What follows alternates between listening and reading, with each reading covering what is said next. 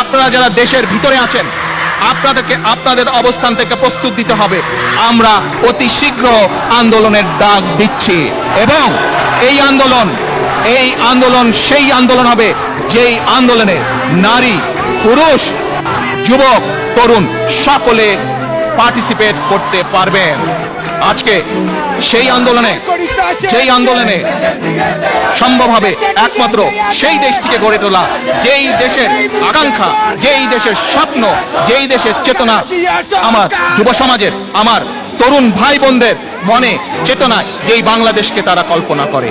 আজকে বক্তব্যের শেষে এসে আমি আবার সেই স্লোগান দিয়ে শেষ করতে চাই যে এই স্লোগানটি হবে সমগ্র বাংলাদেশের আগামী দিনের যারা ভবিষ্যৎ, অর্থাৎ আজকের যুব সমাজ এবং আজকে যে তরুণ সমাজ আছে, নতুন প্রজন্ম আছে, তোমাদেরকে উৎসর্গ করে, তোমাদের সকলের জন্য, তোমরা বাংলাদেশের ভবিষ্যৎ, তোমাদের সকলকে উদ্দেশ্য করে আজকে সেই স্লোগানটি আবার দিয়ে আমার বক্তব্য শেষ করতে চাই। যদি তুমি ভয় পাও তবে তুমি শেষ, যদি তুমি রুখে দাঁড়াও তবে তুমি বাংলাদেশ।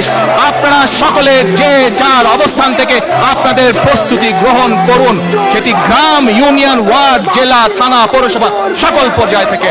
ইনশাল্লাহ আপনাদের সাথে আন্দোলনের মাঠে দেখা হবে। আল্লাহ হাফেজ।